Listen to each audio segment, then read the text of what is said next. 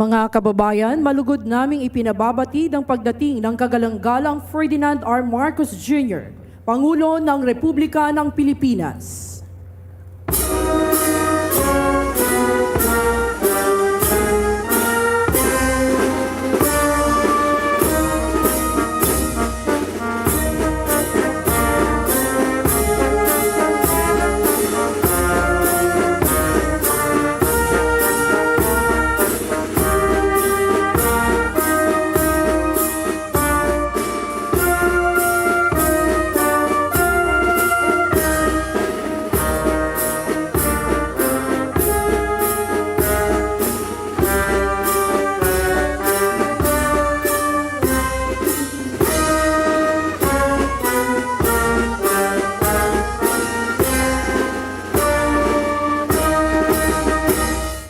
Isasagawa po ang seremonya sa marangal na pagdating ng ating panauhing pandangal, ang Pangulo ng Republika ng Pilipinas. Handa, dala, kalis. Tanghal! Ta! Talapunan, mga pinunot kawal, tanghal, ta!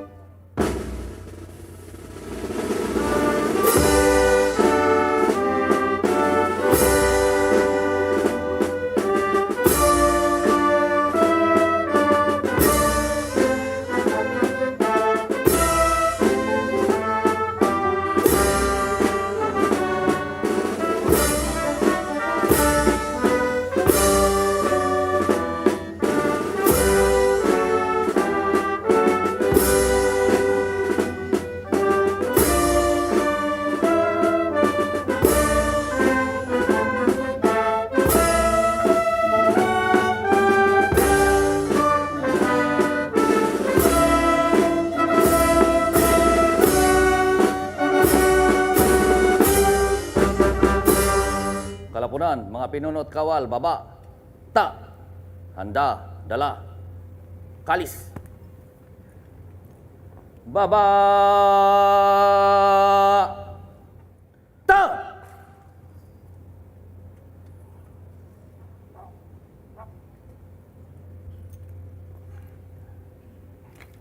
Mahal na Pangulo, handa na po ang tanod pandangal upang libutin.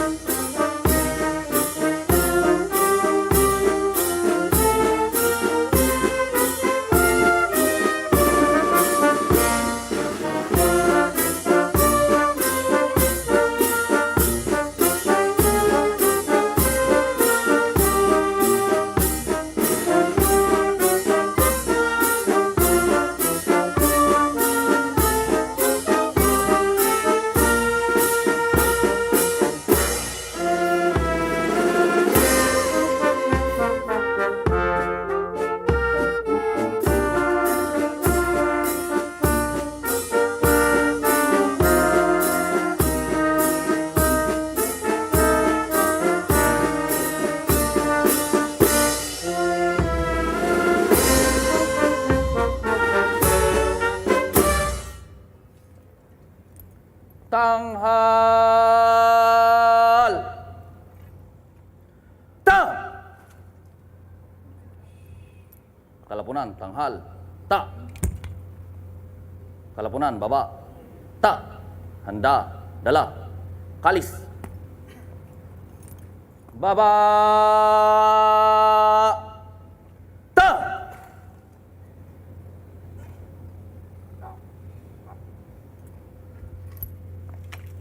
Mahal na Pangulo, tapos na po ang parangal. Sa ating mga tropa, ang aming pasasalamat sa inyong parangal.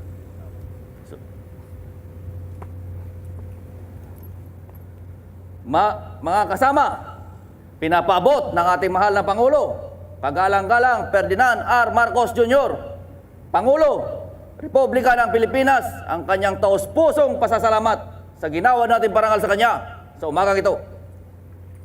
Baba, kalis.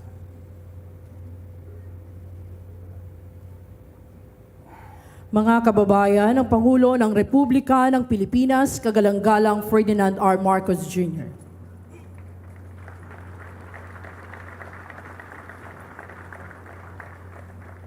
Sa ilang saglit, dadako tayo sa seremonya sa pagtataas ng watawat sa pangunguna ng Pangulong Ferdinand R. Marcos Jr.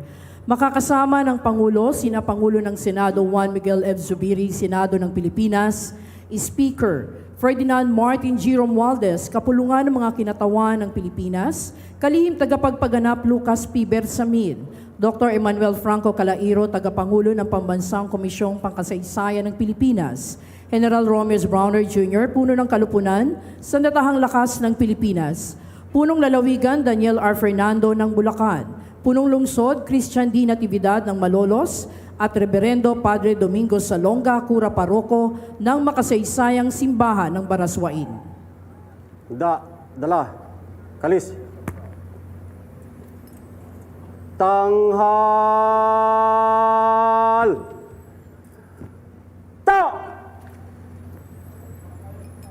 Teleponan, mga pinuno at kawal, tanghal. Mga kababayan, ang pambansang awit ng Pilipinas.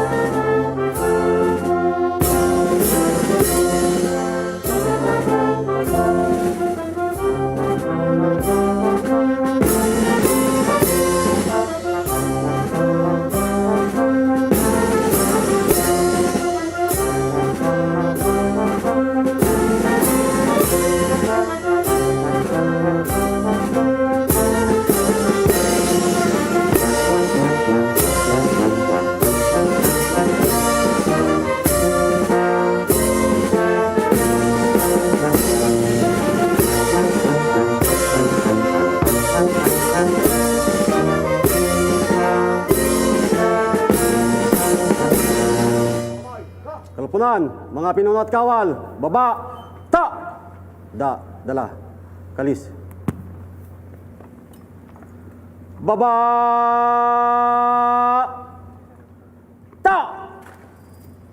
Harap sa labas. Masulong.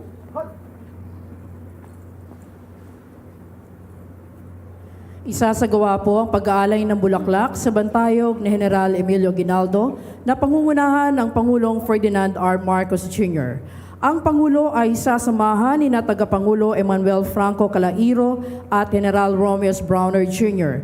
Sasaksihan ng pag-aalay ni na Pangulo ng Senado Juan Miguel F. Zubiri, Speaker Ferdinand Martin G. Romualdez, kalihim tagapagpaganap Lucas P. Bersamin, punong lalawigan Daniel R. Fernando ng Bulacan, punong lungsod Christian Natividad ng Malolos, gayon din ang mga puno ng sangay ng Sandatahang Lakas ng Pilipinas, Teniente General Roy M. Galido, Hukbong Katihan, Vice Admiral Toribio D. Adasi, Hukbong Dagat, at Teniente General Stephen P. Pareño ng Hukbong Himpapawid. Kasama rin po sina General Benjamin C. Acorda Jr., puno ng Pambansang Pulisya ng Pilipinas, at Admiral Ronnie Hill L. Gavan, komandante ng Tanod Baybay ng Pilipinas. Mahal na Pangulo, handa na po ang pag-alay. Harap pa kanan. Harap. Alis.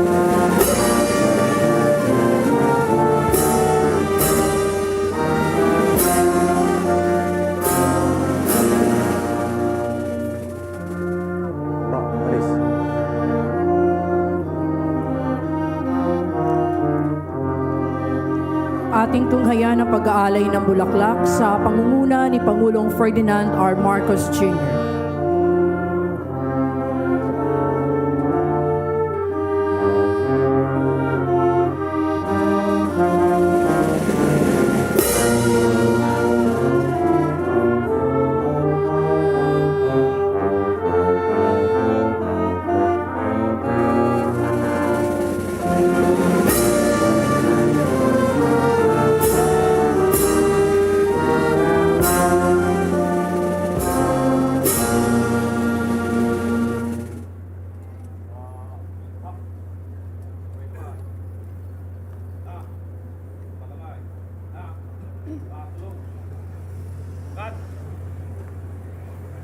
Handa, dala, kalis. Tanghal! Ta! Kalupunan, mga pinuno at kawal. Tanghal. Ta!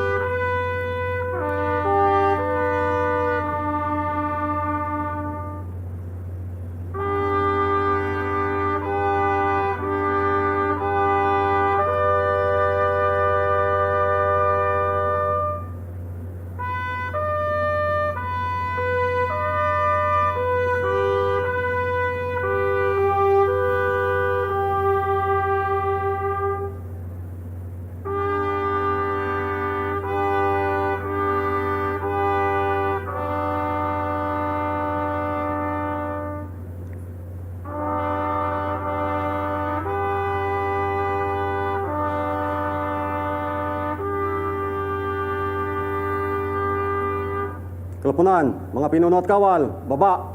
Ta! Da, dala, kalis. Baba! Ta!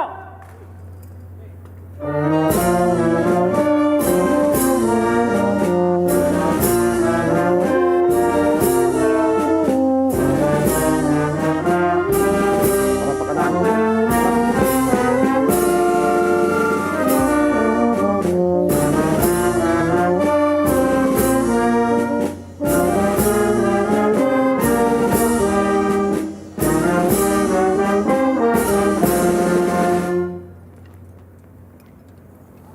Tanghal! Ta! Kalpunan, tanghal, ta.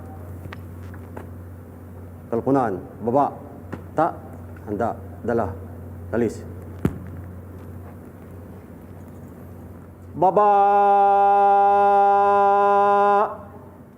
Ta!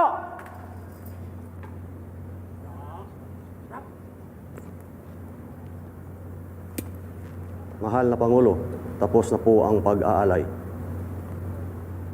Baba, kalis.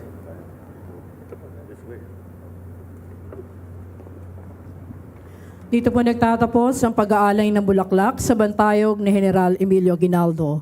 Amin pong inaanyayahan ang ating Pangulong Marcos kasama ang ilan pang panauhin para sa maikling palatuntunan sa loob ng makasaysayang simbahan ng Baraswain.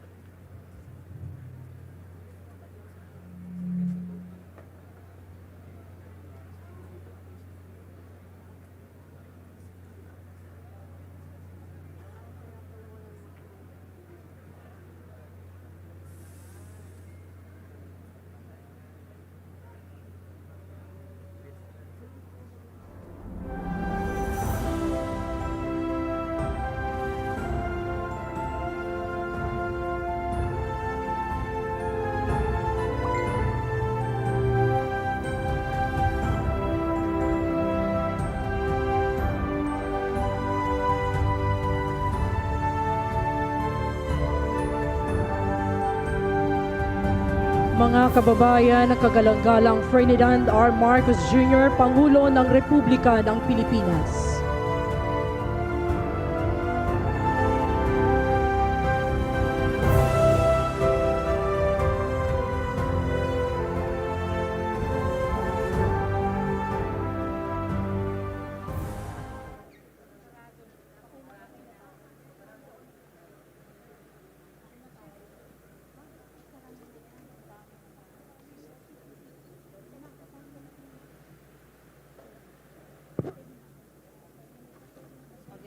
Mangyari magsiyo po muna ang lahat.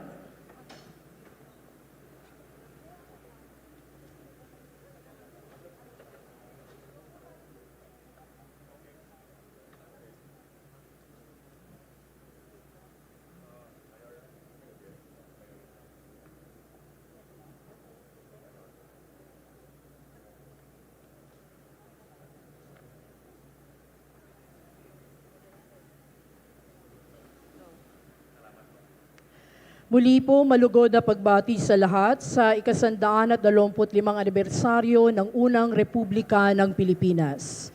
Sa pagsisimula ng ating palatuntunan, mangyaring magsitayo ang lahat para sa panalangin sa pamumuno ni Reverendo Padre Domingo, Cura Paroko, Simbahan ng Baraswain.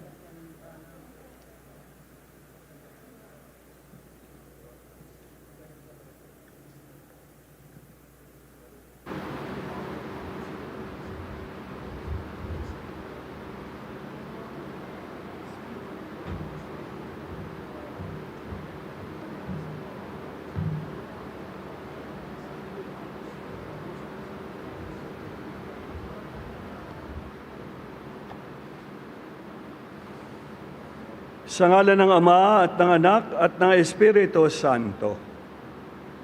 Ama sa langit, habang natitipon kami sa banal na lugar ng simbahan ng Baraswain, sa makasaysayang araw na ito, ngayong ika-23 ng Inerong taong kasalukuyan, aming inaanyayahan ang iyong presensya at hinihingi ang iyong mga biyaya. Narito kami sa harap mo, tanga ng mga aral na natutunan sa nakaraan at sa pagbibigay ng pagpapahalaga sa araw na ito, ang muling paggunita sa pagkakatatag ng unang Republika ng Pilipinas. Mapalad ang bansa na ang Diyos ay ang Panginoon, ang bayan na kanyang pinili, ganang kanyang sariling mana.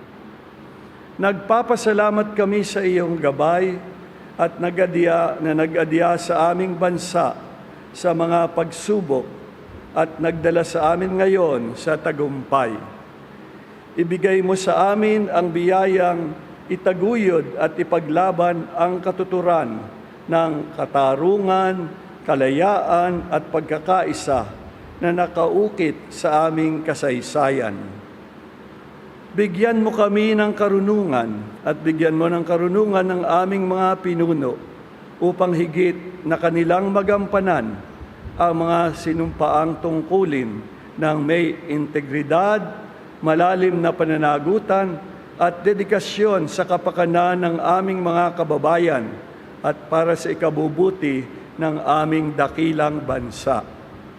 Ibigay mo sa amin, O dakilang Diyos ng sansinukob, ang karunungan na maunawaan ng landas ng katarungan at pagkalooban kami ng katatagan upang patuloy na maitaguyod ang sakdal ng kalayaan. Sa pagtitipon natin sa pagdiriwang na ito, naway punuin ang kaligayahan ng ating mga puso, patuloy na magbigkis ang mga tanikala ng pagkakaisa, mahigpit na magbuklod tayong lahat. Nawa ang mga aral ng nakaraan ay magsilbing inspirasyon sa atin upang buuin ang isang hinaharap na umiinog sa progreso at kaliwanagan at kalinangan. Patuloy tayong magsumikap para sa pagkakaisa bilang isang bansa na inaalalayan ng sagabay at presensya ng ating dakilang lumikha. sa lilim ng simbahan ng Barasuwain, kung saan nagtatagpo ang pananampalataya at kasaysayan, iniaalay namin ang aming mga panalangin para sa isang bansa na pinupuspos ng iyong biyaya. Hayaan mong ang araw na ito ay maging patotoo sa aming pangako na bumuo ng isang hinaharap na naayon sa iyong banal na mga simulain. Sa aming pagdiriwang, naway maghari ang kasiyahan at ang mga tinig ng kasaysayan na paalahanang kaming magkasamang paglalakbay patungo sa isang maliwalas na hinaharap. Lahat ng ito ay aming hinihiling sa iyo ng may pagsusumamo, Panginoong Hesukristo, sa pamamagitan ng panalangin ng Mahal na Birheng ating Ina, Mahal na Birhen ng Bundok ng Carmelo, patrona ng makasaysayang simbahan ng Barasuwain. Amen. Sa ngalan ng Ama at ng Anak at ng Espiritu Santo. Amen. Maraming salamat, Reverendo Padre Domingo Salonga, Kura Paroko, Simbahan ng Barasuwain. Mangyaring magsiupo na po ang lahat.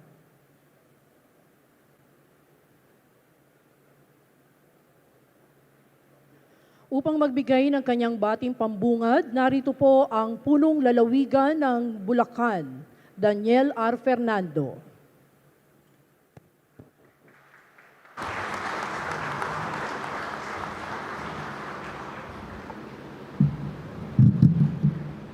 Isang maalam na pagbati, minamahal ko mga kababayan. Isang malaking karangalan pong makapiling kayong lahat dito sa makasaysayang simbahan ng Barasuwain upang gunitain 125 taong anibersaryo ng unang Republika ng Pilipinas sa temang kalayaan, kinabukasan, kasaysayan. Kapiling ang mga kagalang-galang na senador at mga kongresista, mga punong bayan at lungsod, mga kapwa lingkod bayan at pinuno ng iba't ibang sektor ng ating pamayanan. At higit sa lahat, sa mahalagang presensya ng lubhang kagalang-galang Ferdinand R. Marcos Jr., Pangulo ng Republika ng Pilipinas. Maraming salamat po, mahal na Pangulo. Patuloy nating inadambana ang anibersaryo ng pagbubukas ng Kongreso ng Malolos at pagkakatatag ng unang malayang Republika ng Asya bilang isang pinakamahalagang lugpo o yugto ng ating pambansang kasaysayan. Sa dakilang pok na ito, ginugunita natin ang pagbubukas ng unang Pangulo General Emilio Aguinaldo, unang Kongreso ng Republika. Gayon din, ipinagdiriwang natin ang mga aral sa lingkod ng saysayan. Dito, nag-uugat ang ating mga kahangahangang simulain sa pamahala ng ating bansa. Ang Kongreso ng Malolos, ang dakdakda ng unang Republika ng Pilipinas, ang kauna-unang malayang republika sa buong Asya. Dito rin, binalangkas ang unang saligang batas ng Pilipinas at dito rin mismo unang itinatag ang mga pamantayan para sa isang matapat na pamahalaan at mataas na uri ng politika. Ang Kongreso ng Malolos nang siyang nagtatag ng unang Republika ng Pilipinas ay itinindig na sakripisyo at pagtataguyod ng mga prinsipyo ng demokrasya, pagmamahal sa bayan, pagdamay sa kapwa at katarungan para sa lahat. Isang prosesong inilaan para sa kabutihan ng tao. Sa diwang ito, magod po namin tinatanggap sa makasaysayang araw na ito, maligayang pagdating sa dakilang lalawigan ng Bulacan. Mabuhay ang Kongreso ng Malolos, mabuhay ang Republika ng Pilipinas. Marami pong salamat sa punong lalawigan ng Bulacan, Daniel R. Fernando. Kaugnay po ng ating seremonya, narito ang mensahe mula kay Dr. Emmanuel Franco Calairo, tagapangulo ng Pambansang Komisyong Pangkasaysayan ng Pilipinas. Magandang araw po sa ating lahat. 125 taon na ang nakalilipas nang pinasinayaan dito sa makasaysayang simbahan ng Baraswain, lungsod ng Malolos, ang unang republika ng ating bansa.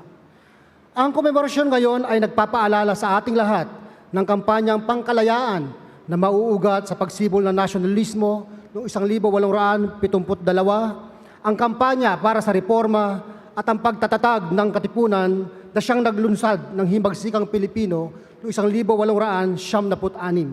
Ang bisyon ni Pangulong Emilio Aguinaldo sa pagbuo ng Republika ay unti-unting naganap nang sila ay nasa Hong Kong kung saan nagpagawa siya ng pambansang watawat at himno. Pagbalik sa Pilipinas ay agad niyang inorganisa ang mga revolusyonaryo, nanalo sila sa labanan sa Alapan, nagproklama ng kalayaan, binuo ang Kongresong Pambansa at nag-akda ng saligang batas na siyang nagtadhana ng unang Republika ng Pilipinas, ang kauna-unahang republikang konstitusyonal sa buong Asya. Sa kabila ng pagpupunyaging ito ay hindi kinilala ng mga Amerikano, kaya nagdeklara tayo ng digmaan laban sa kanila. Bagamat natalo tayo sa naturang digmaan, hindi nila napatay ang ating damdaming makabayan. Nagbuo tayo ng mga misyong pangkalayaan noong dekada 20 na siyang nagresulta sa Tidings McDuffie na nagtadhana sa ganap na kalayaan noong 1946. Mula noon ay nanatili na tayong isang malayang bansa at pinagsumikapang buuin ang ating lipunan na ginulo ng mga mananakop sa loob ng mahigit na 400 taon. Ngayon, ang mga kababayan nating Muslim, mga lumad at iba pang grupong etniko ay hindi bumida sa panahong kolonyal ay itinuturing ng bahagi ng pambansang kasaysayan ng Pilipinas. Ang unang republika ay simbolo ng tagumpay na maibalik ang dangal ng lahat ng Pilipino na kamit na natin bago pa ang panahon ng pananakop. Wika nga ni Pangulong Emilio Aguinaldo, hindi na tayo mga insurekto, hindi na tayo naghihimagsik, mga taong nagnanais na puksain at ubusin ang ating mga kalaban. Mula sa puntong ito, tayo ay mga republikano, mga mamamayan ng batas, may kaya makipagkapwa sa ibang bansa na may respeto at pag-unawa. Walang pagkukulang upang kilalanin at makabilang sa mga malayang bansa ng mundo. Ang republika na nakamit ni Pangulong Emilio Aguinaldo noon ay siyang patnubay sa atin lahat sa ngayon. Ito ang panahon upang higit pang magkaisa mga Pilipino at patuloy tahakin ang kaunlaran na ating pinapangarap. Sa ngalan po ng NHCP ay inaanyayahan ko ang lahat na buuin ang ating mga kasaysayang bayan at lalawigan. Sama-sama nating itanyag ang ating pagkakakilanlan bilang nagkakaisang mga Pilipino at taas noong kamtin ang mga pangarap ng ating mga ninuno na ngayon bahagi ng programa ng ating Pangulong BBM na Bagong Pilipinas. Nais ko muli ipaalala sa lahat na ang kamalayan sa kasaysayan ang susi sa pagkakaisa at kaunlaran. Mabuhay po ang kabayanihan ng bawat Pilipino. Maraming salamat po. Mabuhay tayong lahat. Marami pong salamat, Tagapangulong Emmanuel Franco Calairo ng Pambansang Komisyong Pangkasaysayan ng Pilipinas. Atin pong bigyang daan ang mga mensahe ng pakikiisa. Una po nating pakinggan si Speaker Ferdinand Martin G. Romualdez mula sa kapulungan ng Kinatawan ng Pilipinas. Ang Pangulo ng Pilipinas, mahal nating His Excellency Ferdinand R. Marcos Jr., ang mga kapwa-kawani ng gobyerno, mga mahal kong kababayan, nagtipon tayo ngayon dito na may pagmamalaki sa ating mga puso para sa isang mahalagang kaganapan. Mahigit isang siglo na ang nakalilipas, pinangarap ng ating mga bayaning Pilipino ang isang bansa malaya at may sariling pagpapasya. Sa araw na iyon, na puno ng kasaysayan, binuo nila ang unang konstitusyon sa Asya na nagtataguyod ng demokrasya. Sa loob ng simbahang ito, pinagkaisahan ang paniniwala na ang tunay na kapangyarihan ay nagmumula sa mga kamamamayan. Ang paninindigan ng ang bawat Pilipino ay pantay na mga karapatan. Ang kapangyarihan na hubugin ang kaunlaran ng bansa sa pamamagitan ng pagpili ng mga opisyal na mananagot sa taumbayan. Ang pangarap na iyon ay buhay na katotohanan sa ating panahon. Namumukod tangi ang masigla ang demokrasya sa Pilipinas. Ang bawat isa ay may kalayaan sa pagpapahayag. Meron tayong mga pinunong pinili ng nakakarami. Kahit may ilan ng maring hindi sumangayon dito, naniniwala ako na ang pagpapanatili ng mga prinsipyong demokratiko ay sapat at dahilan upang tayo ay magdiwang. Ako'y nakikiisa sa bawat Pilipino sa pagpaparangal sa araw na ito, kasama ang lahat ng kinatawan ng malaking kapulungan ng Kongreso. Gamitin natin ang pagkakataong ito upang muling ialay ang ating sarili sa demokrasya, sa loob at labas ng bayan nating mahal. Kasabay nito, palakasin natin ang ating determinasyon na magpatuloy sa paghangad ng kaunlaran para sa Pilipinas. Isang bansa kung saan malaya ang bawat Pilipino na itakda ang kinabukasan na may kalayaan, kapayapaan at kasaganahan. Mabuhay ang Pilipinas! Magandang umaga sa inyong lahat. Marami pong salamat sa ating Speaker, Ferdinand Martin G. Romualdez.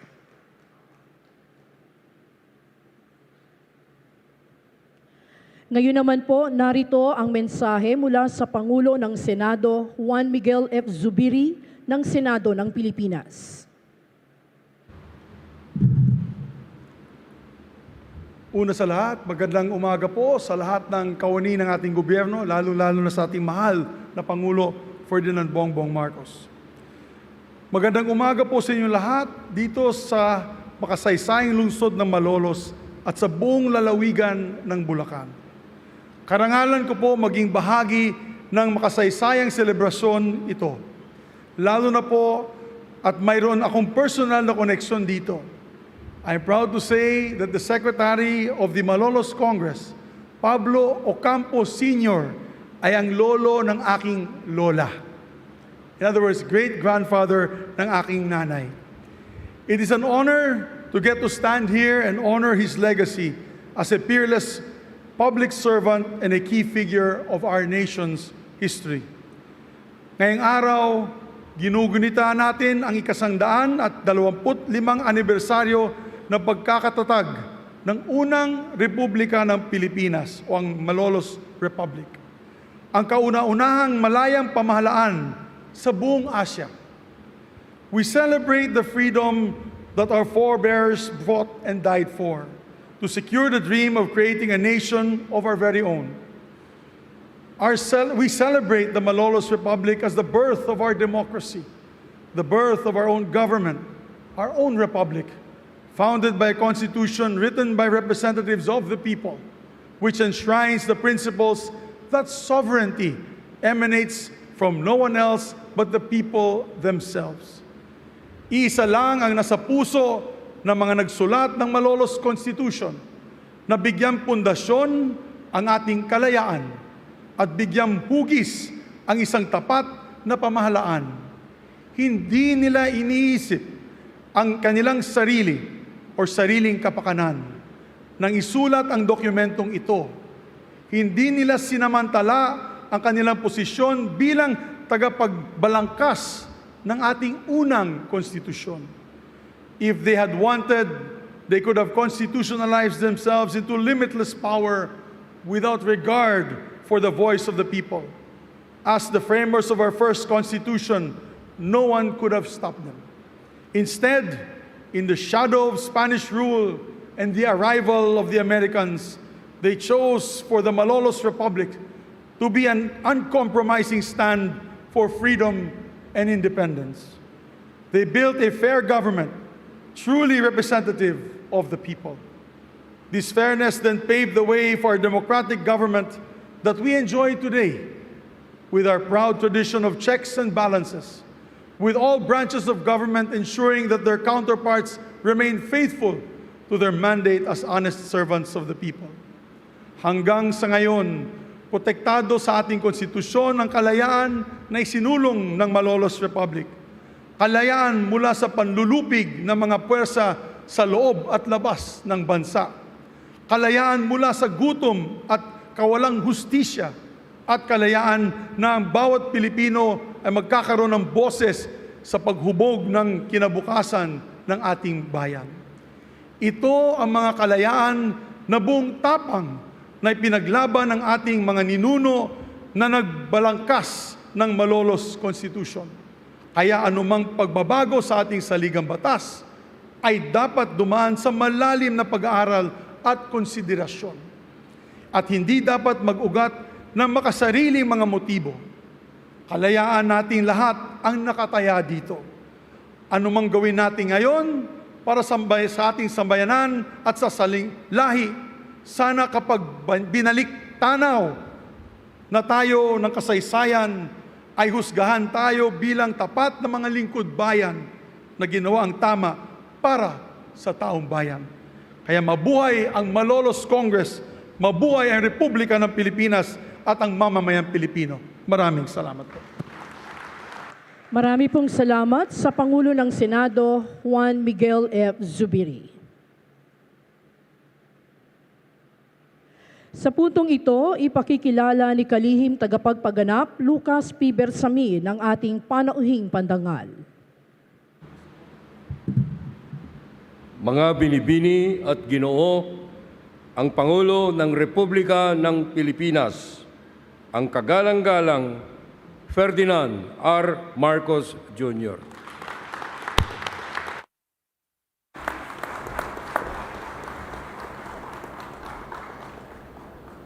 Maraming salamat sa ating Executive Secretary, Lucas Bersamin, sa iyong pagpakilala. Please take your seats. Ang ating Senate President, Juan Miguel Zubiri, at ang nandito rin na ating ibang membro na senador, ang Speaker ng House of Representatives, Ferdinand Martin Romualdez, at ang iba pang mga congressman at congresswoman na nandito ngayong araw. Andito rin ang National Historical Commission of the Philippines Chairman Emmanuel Calairo, at ang ating butihing gobernador, Governor Dan Fernando, Malolos City Mayor Christian D. Natividad, at ang parish priest ng Barasoan Church, Reverend Father Domingo Salonga, mga kasama ko sa lingkod bayan, mga kagalang-galang na panauhin, mga binibini at ginigo, maligayang ika-125 anibersaryo ng unang Republika ng Pilipinas.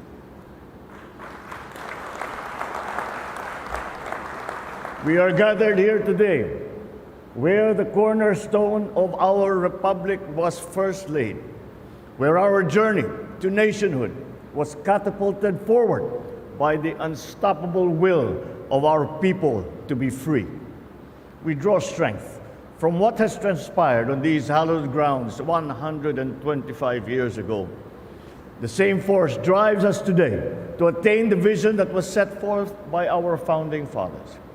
Under challenging times, in a changing world with complex problems, the history made here continues to inspire us to overcome the obstacles that stand in the way of our nation's march to progress. The architects of Asia's First Republic chose this church to unfurl before the world our blueprint for a nation with a complete plan designed to shelter people under a canopy of rights wide enough to host diverse ideas and strong enough to protect lives, freedom, and property. They enshrine democracy's vibrancy and virtues in the Constitution as they wrote a Bill of Rights, an elected legislature, an independent judiciary, which today are hailed as some of civilization's greatest achievements. In these halls, the new nation is made, and its debut before the world unveiled a democratic order based on the rule of law. To a world skeptical of a former colony's capacity for self-rule, the Malolos Republic erased all doubts. To the Filipinos who liberated their own selves by blood but were doubtful that the promises of a revolution could be redeemed, the Malolos Republic raised their hopes once again for a brighter tomorrow.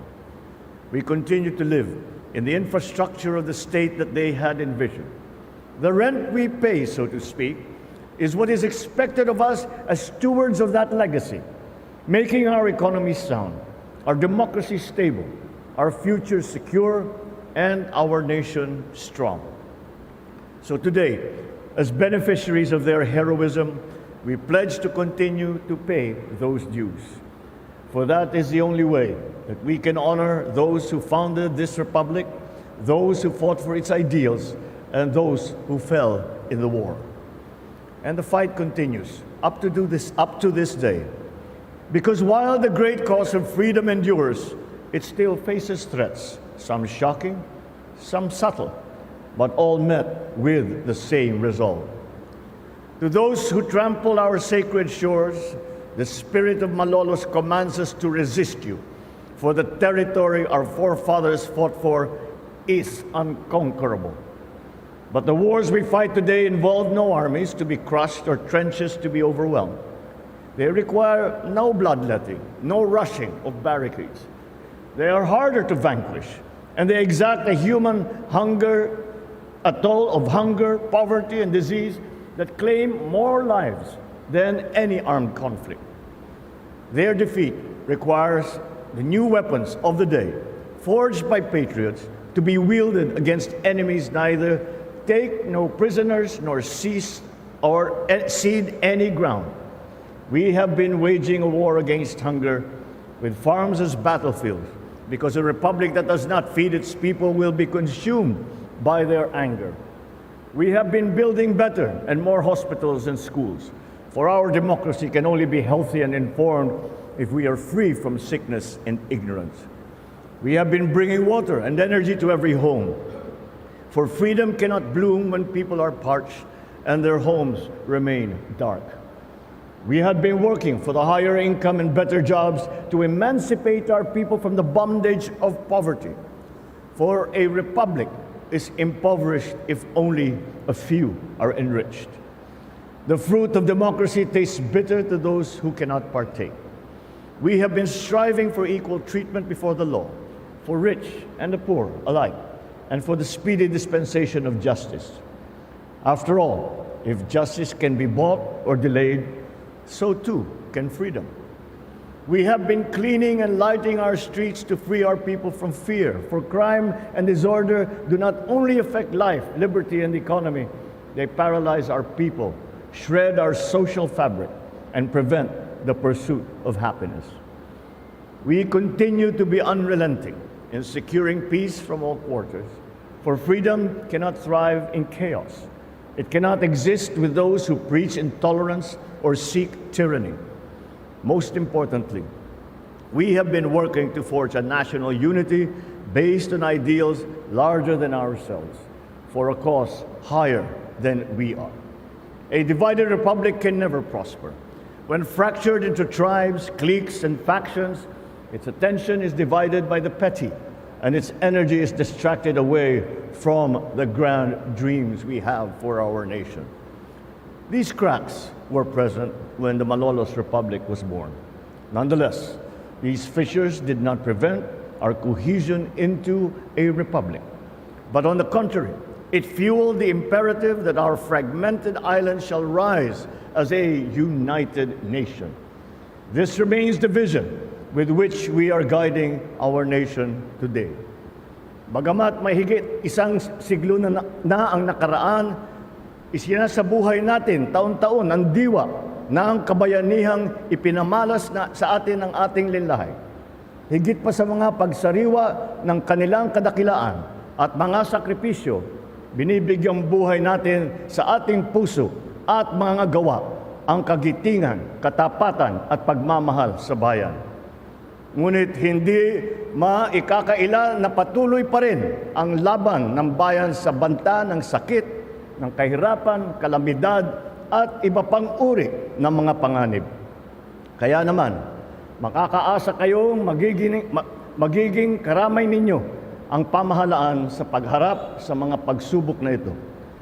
Patuloy kaming nagsisikap na pangangalagaan ang ating mga kababayan mula sa iba't ibang uri ng katawalian, pang-aabuso, kawalan ng katarungan. Ang bagong mukha po ng pamahalaan sa ilalim ng bagong Pilipinas ay may mga matang mula sa mga suliranin.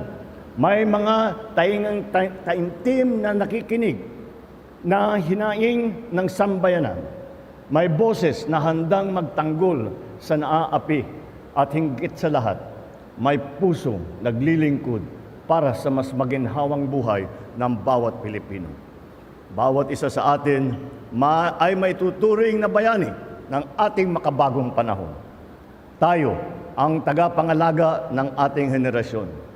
Kagaya ng mga haligi ng Republika ng Malolos, paigtingin natin lalo ang pag-ibig sa bayan upang maisulong natin ang isang mapagpalaya, mas maunlad at tunay na maginhawang bagong Pilipinas. Mabuhay ang mga Pilipino, mabuhay ang ating Republika. Maraming salamat at magandang umaga po sa inyong lahat. Marami pong salamat sa ating Pangulong Ferdinand R. Marcos Jr. Dito po nagtatapos ang ating seremonya kaugnay sa ika-125 anibersaryo ng unang Republika ng Pilipinas. Muli po, palakpakan natin ang Pangulong Ferdinand R. Marcos Jr. Mangyari pong ang ating mga panauhin ay manatili sa inyong mga kinalalagyan hanggang makalabas ang ating Pangulo mula rito sa simbahan.